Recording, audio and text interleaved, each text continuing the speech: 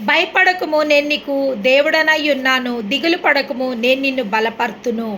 దేవుని నామానికి మహిమ కలుగును గాక. దేవుడు ఈరోజు మనతో అంటుండు, నీవు నా దాసుడవని నేను నిన్ను ఉపేక్షింపక ఏర్పరచుకొంటిననియు నేను నీతో చెప్పి ఉన్నాను, నీకు తోడై ఉన్నాను. నిజంగా మనకు చెప్పి నేను నీకు తోడై ఉన్నాను. ప్రతి నిత్యము దేవుడు మనతో మాట్లాడుతుండు. నేను నీకు తోడయ్యున్నాను, దిగులు పడకుము. నేను నీకు తోడయ్యున్నాను, భయపడకుము. నేను నీకు తోడయ్యున్నాను, దిగులు పడకుము. నేను నీకు తోడయ్యున్నాను, భయపడకుము, దిగులు పడకుము, జడియకుము. ప్రతి నిత్యము దేవుడు మనతో మాట్లాడుతూనే ఉండు. అందును బట్టి దేవదేవునికి మహిమ కలుగును గాక. ఇంకా ఏమంటుంది చూడండి, దిగులు పడకుము. నిజంగా మన తండ్రికి మనం దిగులు పడ్డా, మన తండ్రికి మనం భయపడ్డా, లేదా మన తండ్రికి మనం బాధపడ్డా, నిజంగా ఆయనకి ఇష్టం లేదు. ఆయన బిడ్డలమైన మనము ఎప్పుడు ఆయనలో సంతోషించాలా, ఎప్పుడు ఆయనలో సమాధానం కలిగి ఉండాలా, ఎప్పుడు ఆయనలో ఆనందం కలిగి ఉండాలని మన తండ్రి చిత్తమయ్యింది. దేవుని నామానికి మహిమ కలుగునుగాక. ఈ లోకపు తల్లిదండ్రులే వాళ్ళు ఎంతో కష్టపడతారు, ఎంతో కష్టపడి, ఎంతో ప్రయాసపడి, మేం పడ్డ కష్టం మా పిల్లలు పడొద్దు, మా పిల్లలు ఒక మంచి లైఫ్ లీడ్ చేయాలనేసి ఆశిస్తారు. అదేవిధంగా దేవుడు అంటుండు, మీరు రొట్టెను అడిగితే నేను రాతినిస్తానా? మీరు రొట్టెను అడిగితే నేను రాతినిస్తానా? మీరు చేపను అడిగితే నేను పామునిస్తానా? అట్లా కాదు కదా. మీరే మీ పిల్లలకు శ్రేష్టమైన ఈవులు ఇవ్వాలనుకుంటే మరి నేనెంత శ్రేష్టమైన ఈవులు మీకు ఇవ్వాలని నేను ఆశ కలిగి ఉన్నా. నిజంగా మన తండ్రికి మనము ఉన్నత స్థితిలో ఉండాలని ఆయనకి ఇష్టము. ఎప్పుడు మనం సమాధానంతో ఉండాలని ఇష్టము, ఎప్పుడు సంతోషంతో ఉండాలని ఇష్టము, ఎప్పుడు మనము ఆనంద ఉత్సాహాలతో ఉండాలని మన తండ్రికి ఇష్టము. నిజంగా ఏ తల్లిదండ్రులు పిల్లలు దిగులు పడకుండా, బాధపడకుండా ఉండాలనేసి ఏ తల్లిదండ్రులు ఇష్టపడరు. కానీ మన తండ్రి అంతకన్నా, తల్లి ప్రేమ కన్నా, తండ్రి ప్రేమ కన్నా గొప్ప ప్రేమ మన దేవుని ప్రేమ. ఆయన అంటుండు, నువ్వు దిగులు పడకు, నువ్వు భయపడకు, నేను నీకు చెప్పి ఉన్నాను. ఏమని చెప్పి ఉన్నాను? దిగులు పడకుము, నేను నిన్ను బలపర్తును, నేను నీతో చెప్పి ఉన్నాను, నీకు తోడై ఉన్నాను. అమ్మ, ప్రతిరోజు నేను చెప్తున్న తల్లి నీతోటి, నేను నీకు తోడై ఉన్నా బిడ్డ, నేను నీకు తోడై ఉన్నా బిడ్డ. నువ్వు భయపడకు, నువ్వు దిగులు పడకు, నువ్వు భయపడకు, నేను నీకు తోడై ఉన్నానని ప్రతిరోజు నేను నీతో చెప్తున్నా. ప్రతి నిత్యము నేను నీతో చెప్తున్నా. నువ్వు భయపడాల్సిన అవసరం లేదు, నువ్వు దిగులు పడాల్సిన అవసరం లేదు, నువ్వు బాధపడాల్సిన అవసరం లేదు. ఎందుకంటే నిన్ను బలపరచడానికి నేనున్నా, నిన్ను ధైర్యపరచడానికి నేనున్నా, నీ ముందు నేను నడుస్తున్నా. యుద్ధము యెహోవాది. అవును, యుద్ధము యెహోవాది. హిజ్కియాతో చెప్తాడు దేవుడు, రేపు ఉదయము యుద్ధం జరగబోతుంది. ఆ యొక్క యుద్ధంలో మీరు పంతులు తీరి నిలబడండి. అంతే. రేపు మీరు యుద్ధం చేయాల్సిన అవసరం లేదు. మీ శత్రువుతో మీరు యుద్ధం చేసి మీరు అనేక మంది హతులవలసిన అవసరం లేదు. రేపు ఉదయంనే మీరు పంతులు తీరి మీరు నిలవబడి ఉండేరి. మీ పక్షంలా ఆ దేవుడు యుద్ధం చేయబోతుండు. నిజంగా మన పక్షంలా దేవుడు యుద్ధం చేయబోతుండు. మనం ఊరికే ఆయన సన్నిధిలో నిలవబడి ఉండాలా. ఆయన సన్నిధిలో మనము విశ్వాసంతో ఉండాలా. ఆయన సన్నిధిలో నమ్మకత్వంతో ఉండాలా. మన జీవితాలలో, ఒక విశ్వాసీ జీవితాలలో ఏది జరిగినా, ఒక విశ్వాసీ జీవితంలో ఏది జరిగినా కానీ అది దేవుని చిత్తానుసారంగా, ఆయన ప్రణాళిక, ఆయన ఉద్దేశం, ఆయన చిత్తానుసారంగా జరుగుతుంది. విశ్వాసీ జీవితంలో ఏది జరిగినా తండ్రి చిత్తం లేనిది, ఆ తండ్రి యొక్క పర్మిషన్ లేనిది మన జీవితాలలో ఏది జరుగుతున్నప్పుడు అది మనకి ఎంతో బాధకరంగా ఉంటుంది. జరుగుతున్నప్పుడు అది ఎంతో మనకు కలవరం కలుగజేస్తుంది. అది ఆ యొక్క సంఘటనలు జరుగుతున్నప్పుడు మనకెంతో దుఃఖంని కలుగజేస్తుంది. కానీ ఎప్పుడైతే మన తండ్రి మన పక్షం నుండి వాటిని ఆయన ఆధీనంలో తీసుకుంటాడో, మన తండ్రి మన పక్షం నుండి వాటిని ఆయన అధీనంలో తీసుకుంటాడో చివరికి ఆ యొక్క దుఃఖంలో నుంచి మనకు సంతోషం కలుగుతుంది. ఆ యొక్క సమాధానంలో నుంచి మనకు సమాధానం కలుగుతుంది. ఆ యొక్క భయంకరమైన స్థితి నుంచి మనకు ఒక నెమ్మది, ఒక సమాధానం కలుగుతుంది. దేవుని నామానికి మహిమ కలుగును గాక. నేను ఎప్పుడు ఒక మాట చెప్తా, అన్యులకు వచ్చిన బాధలు, అన్యులకు వచ్చిన కష్టాలు వేరు, విశ్వాసులకు వచ్చిన బాధలు, విశ్వాసులకు వచ్చిన కష్టాలు వేరు. ఎందుకంటే ఒక విశ్వాసీ జీవితంలో ఒక కష్టం వచ్చినా, ఒక బాధ వచ్చినా, ఒక ఇబ్బంది వచ్చినా దాన్ని తీర్చడానికి మన తండ్రి మన పక్షంలో ఉంటాడు. ఆ బాధ నుంచి మనం విడిపించడానికి, ఆ దుఃఖం నుంచి మనం విడిపించడానికి, ఆ వేదన నుంచి మనం తప్పించడానికి నిశ్చయంగా మన తండ్రి మన పక్షంలో ఉంటాడు, మన పక్కకుంటాడు. ఏమంటుండి ఇక్కడ చూడండి, తన దక్షిణహస్తంతో, నీతి అనే నా దక్షిణహస్తంతో నేను నిన్ను ఆదుకుంటాను. నేను నిన్ను ఆదుకోవడానికి నీతి అనే దక్షిణహస్తంతో నేను నిన్ను ఆదుకుంటున్నా తల్లి.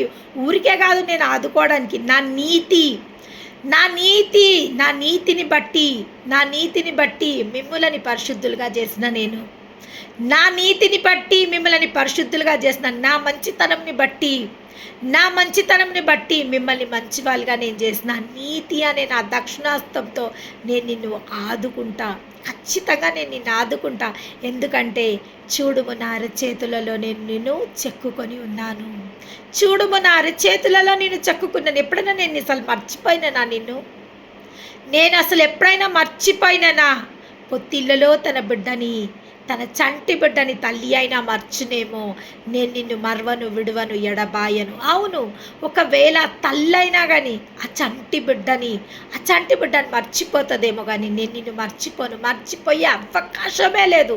ఎందుకు మర్చిపోయే అవకాశం లేదు అంటే, చూడుము నా చేతులలో నేను చెక్కుకొని ఉన్నా. నువ్వు ఎక్కడున్నావు తల్లి? నా చేతులలో ఉన్నావు నువ్వు. నా చేతులలో ఉన్నావు నువ్వు నా చేతులలో ఉన్నావు. నీవు నా కనుదృష్టి కింద ఉన్నావు. నువ్వు నా కనుదృష్టి కింద ఉన్నావు. చూడండి, ఆయన అరచేతిలో మనం చెక్కుకుంటే we are in the safe hands of his palms. ఆయన ఒక అరిచేతులు ఎంత సురక్షితమైనవి అంటే, నిజంగా మనం సురక్షితమైన స్థలంలో ఉన్నామా, లేకుండా మనము భయంకరమైన స్థలంలో ఉన్నామా? ఆయన అరిచేతులలో మనం చెక్కుకున్నాడంటే మనం ఎక్కడున్నాము? ఆయన అరిచేతులలో ఉన్నాం. ఆయన అరిచేతులలో ఎంత భద్రత ఉంది!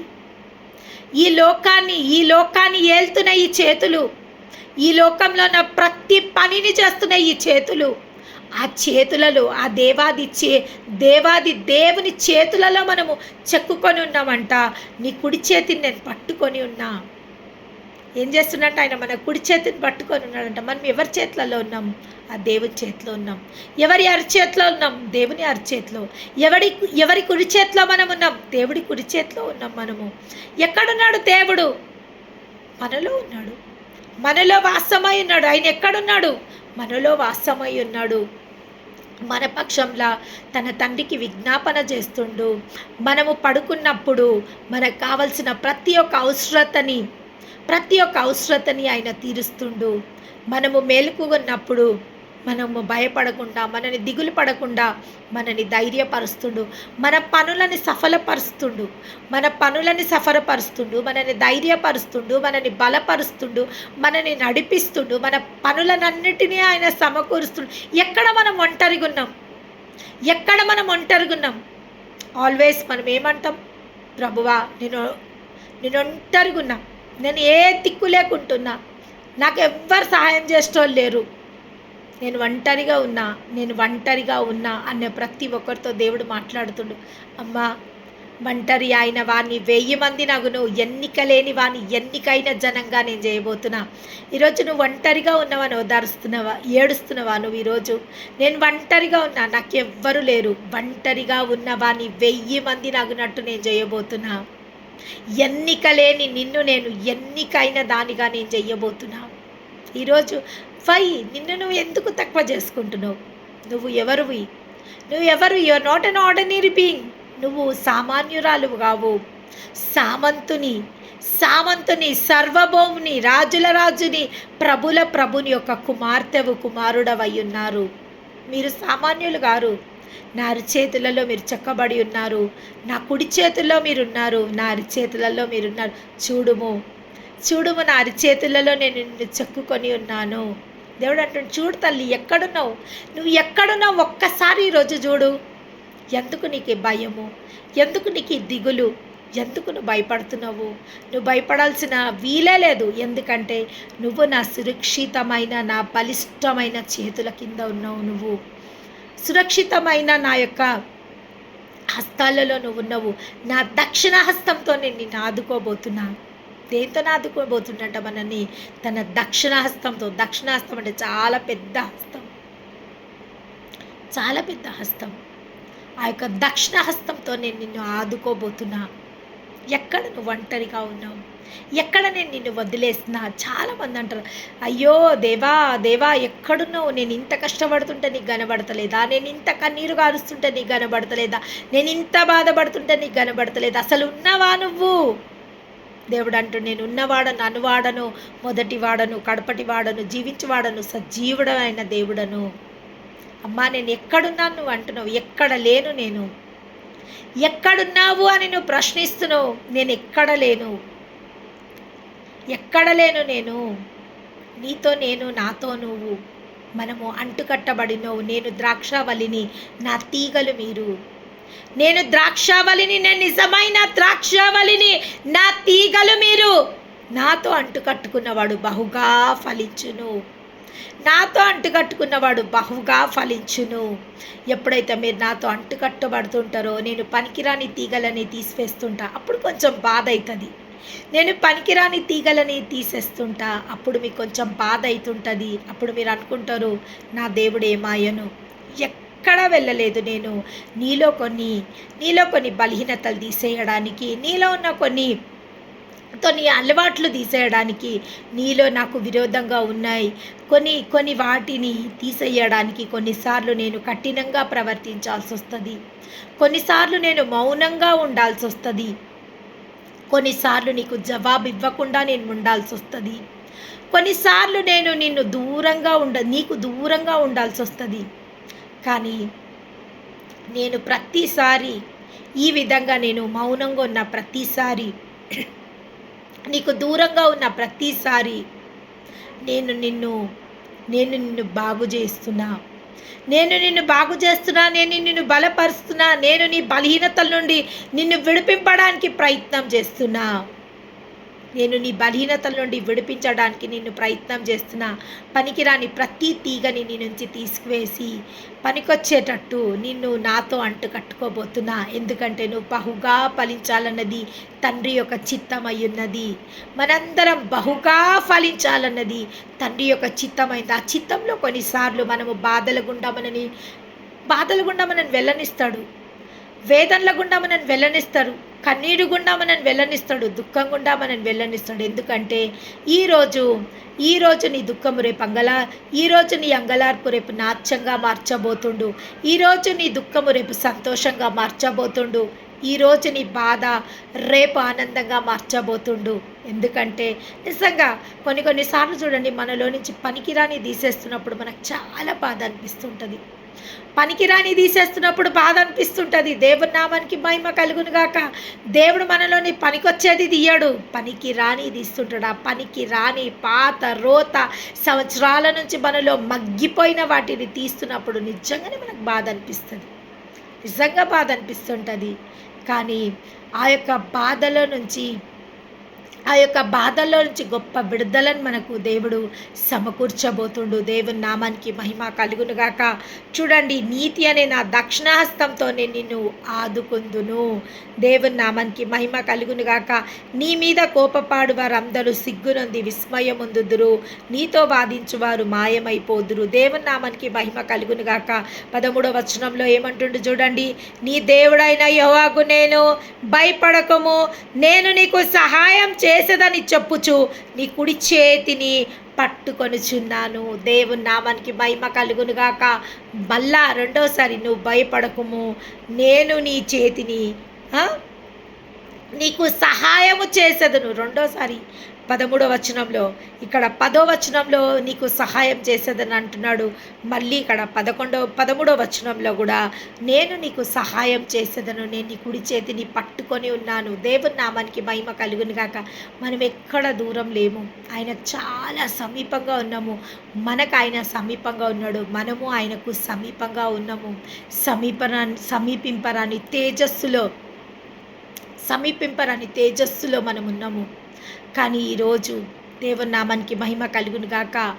మనము ఈరోజు ఆ యొక్క వెలుగుని చూడడానికి మనము ఆసక్తి చూపిస్తలేము. ఆ యొక్క వెలుగు కింద మనం ఉన్నాము, ఆ యొక్క వెలుగు కింద ఉన్నాము. కానీ ఒకవేళ వెలుగు మన ఎదురుగా వచ్చి ఉన్నా, మనం కళ్ళు మూసుకుంటే మనకు ఆ వెలుగు కనబడది. మనం కళ్ళు మూసుకొని ఉన్నాం, మనకు ఒక దివ్యమైన వెలుగు మన ఎదురుగా వచ్చిన్నది. కానీ మనము అజ్ఞానుల్లాగా కళ్ళు మూసుకొని ఉన్నామంటే ఆ వెలుగు మనకు కనబడది. ఈరోజు ఆ దేవుడు మనకు సమీపంగా ఉన్నాడు, దేవుడు మనకు సహాయకారకంగా ఉన్నాడు, దేవుడు మన కుడి చేతిని పట్టుకొని ఉన్నాడు, ఆయన దక్షిణాస్తంతో మనల్ని ఆదుకుంటున్నాడు, ఆయన అరిచేతులలో మనం జక్కుకున్నాం. ఇన్ని మాటలు మనం వింటున్నప్పటికీ కూడా నిమిషానికి భయం గుప్పిట్లో మనం ఉన్నాము, నిమిషానికి ఆందోళన పడిపోతున్నాము, నిమిషానికి మనం ఫ్రస్ట్రేట్ అయిపోతున్నాం. అంటే నిజంగా మనము గుడ్డితనంలో ఉన్నామా, వెలుగులో ఉన్నామా? దేవుని యొక్క నీ వాక్యము నా పాదములకు దీపము, నా త్రోవలకు వెలుగు. నిజంగా వాక్యం అనే వెలుగులో మనం ఉన్నామా, లేదా ఇంకా వాక్యంని ఆధారం చేసుకొని జీవించుచున్న మనము ఇంకా అంధకారంలో ఉన్నామా? ఇంకా మనం కళ్ళు మూసుకొని ఏమి కానరాని స్థితిలో ఉన్నామా? నిజంగా మనం ఒకసారి ఆత్మ పరిశీలన చేసుకోవాలా. మనం ఆత్మ పరిశీలన చేసుకోవాలా. ఆ వాక్యంని ఆధారం చేసుకున్నప్పుడు ఆ వాక్యము మన పాదములకు దీపముగా, మన త్రోవలకు వెలుగుగా వాక్యం ఉన్నప్పుడు ఇంకా మన కండ్లు మూయబడ్డాయి, ఇంకా మన దేవుడు మనకు సమీపంగా ఉన్నాడని మనం గ్రహించుకోలేకపోతున్నాం. ఇంకా మన దేవుని కుడి చేతుల్లో మనల్ని పట్టుకొని ఉన్నాడు అని మనము ధైర్యం తెచ్చుకోలేకపోతున్నాం. ఇంకా ఆయన అరుచేతులలో మనల్ని చెక్కుకున్నాడని ఆ యొక్క నమ్మకత్వాన్ని మనం కలిగి జీవించలేకపోతున్నాము. దేవుని నామానికి మహిమ కలుగును గాక. ఈ రాత్రికాల సమయంలో దేవుడు మనకున్న ప్రతి ఒక్క అవిశ్వాసాన్ని, ఆ యొక్క లోక దేవత మన కళ్ళకు కలుగజేసిన గుడ్డితనం నుంచి మనం విడిపింపబొంది ఆ యొక్క దివ్యమైన వెలుగుని మనము చూసి, ఆ దివ్యమైన వెలుగుని మనము అనుకరించి ఆ యొక్క వెలుగులో మనని నడవడానికి దేవుడు మనకు కృపను అనుగ్రహించును గాక. ఆయన